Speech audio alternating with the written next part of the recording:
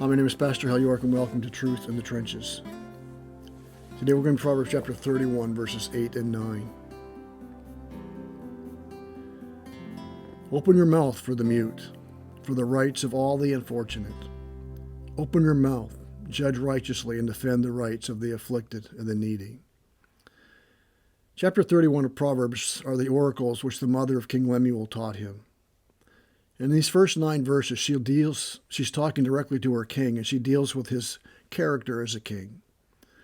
And she concludes these 9 verses with an appeal for him to open his mouth, to speak for those who cannot speak for themselves. These people are not rich, they're not famous, they're not movers and shakers, they're not going to enhance your image as a king. They're probably not your friends or colleagues. They are people whom kings and leaders need to be aware of and need to watch out for. People who are easily neglected describes such people. They're easily taken advantage of. They're easily overlooked because in those days there was no social media or social groups or support groups. This mom comes to their aid by opening her mouth and using her influence as a mom to speak to her son, the king, on behalf of these people, telling him not to forget who he is as a king and the vast array of people who make up his kingdom. She's reminding him he needs to open his mouth for the mute, for the unfortunate. The people, as I said, who cannot speak for themselves, who have no voice, who have no political or social clout, so to speak. Open your mouth for the rights of the unfortunate. Son, don't just live up in your ivory castle and lose sight of hurting, suffering people.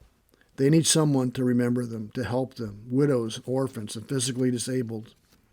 Open your mouth and judge righteously. Make good decisions, make right decisions concerning these people. Defend the rights of the afflicted and the needy.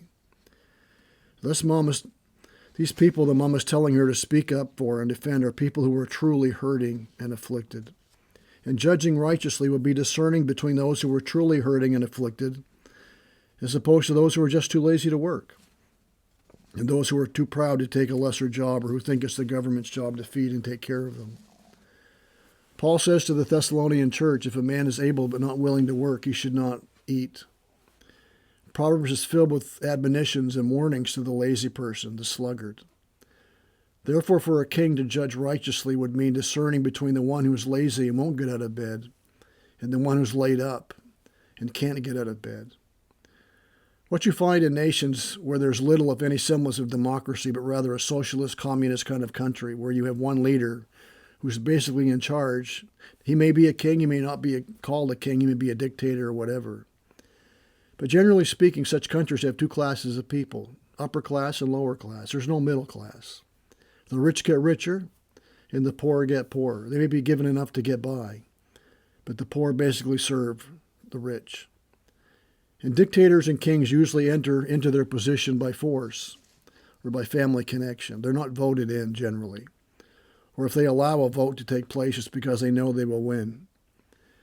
But these people do not need to care for the poor. Why would they bother? They're no threat to them in the voting booth. They're no threat to them militarily. So instead, the king caters to his buddies, to those who make laws and pass legislation, do so to pad their pockets. And the laws that do pass often oppress the poor and afflict the afflicted, not help them. As we know, tax breaks generally favor the rich, not the poor. Now, I'm not running for office, so don't get worried. This is not meant to be political. But I think it's a reminder to us all that we can forget the unfortunate, the afflicted, and needy all around us. That was one of the things that characterized Jesus. He touched the untouchable. He healed the afflicted, the lame, the blind. He was not repulsed by them. He listened to them. He cared for them. He showed compassion.